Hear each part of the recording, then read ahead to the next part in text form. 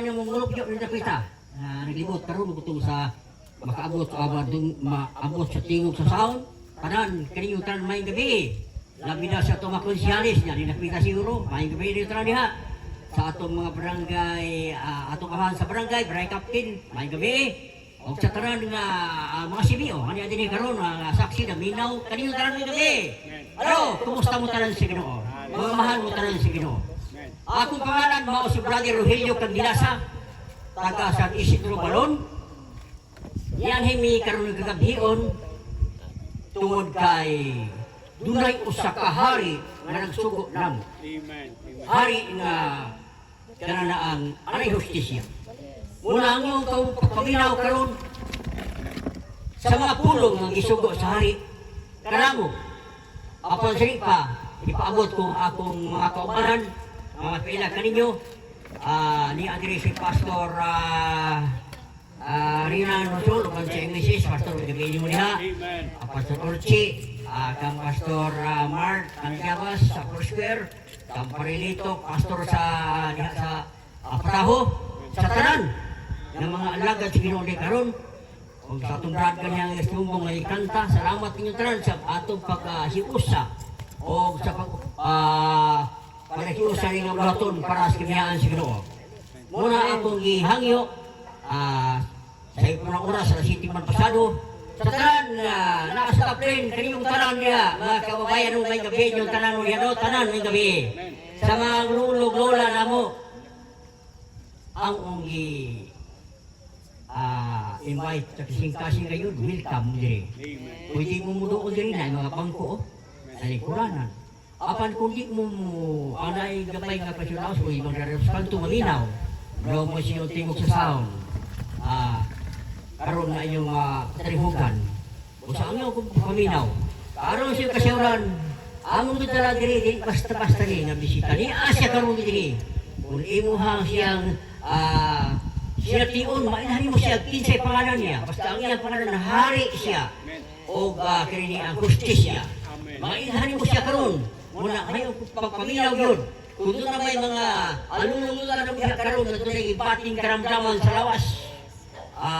usang karamdaman like ububa o sa karintura o sa baliha pwede mo doon diri kay doon ay mga alagad sa Ginoo makatabang pag-ampo ninyo niya si Pastor Chris para madinsan pwede na makaampo ninyo o sa mga pastor diri karon para balon sa pastorinan parilito patahon diri sa atong lugar pwede makaampo dahil mga pastor diri na makaampo sa English Ginoo. Kini ang Ginoo tibag yung maminaw naman. Kaya ang atong Diyos maluloy o gamahanan man.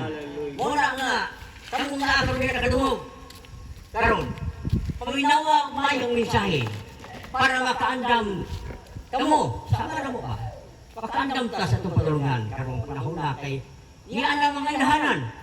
Niya ang mga kalamidad, mga katalagman. Muna ilahanan nga hapit na ilagay mo dugay. Muna nga kawayan na mo.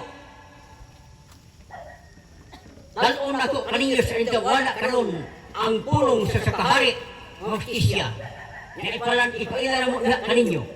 Nga naang ang pulong gibilin niya diya sa balang kasulatan. Nga mabasa na ito sa Mateo 24:14. Kini pulong sa Diyos mo na nakasulat sa Biblia. Kini ikulitan ako. Di man yung musulti. Muna ka tao ng gamiton niya, ang musulti sa mga pulong sa itong Jesu Cristo na gibigin niya. Dan 2,000 years ang mga karabay. Dito sa Rasalim. O niya karoon niabot na sa atong panahon. Doon na yung mensahe o sa kasama na mo. Nga mga mensahe sa pulong ni Jesu Cristo. Nga nag-iyon siya sa iyang mensahe niya. Mga basa sa Mateo 24:14, taong 13. 13, adawang 14. Nag-iyon siya ni, o kining maayong balita. May tungkol sa inghayan. Iwali. Gato. Sa tibok. Kalimutan. Unya ang aramay mong saksi. Alang sa tanang tao. Unya ang maabot ang kataksi. Halo, kawayan ko. Dali mo na ako i-expound ang pulos mo mag-ampo sa ta. Ang iyong kung gusto tulog mag-ampo ta. Alang sa kanyaan sa Ginoo. Hallelujah. Laking baraan kamahal na Diyos. Ginoo ni kagabiyon. Among ipaila ang ngalan sa hari. Paliwanag sa mga kaisunan karon nga naglibot na mo nga paminaw. Kung tungkol sa maabot sumay. O salamat na ikaw matatandog sa kasing-kasing. Sa mga katawhan Ginoo nga nagpuyo ning barangay side.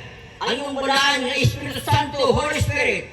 Ikaw matatandog sa kasing-kasing sa katawhan naminaw na kadung sa saon.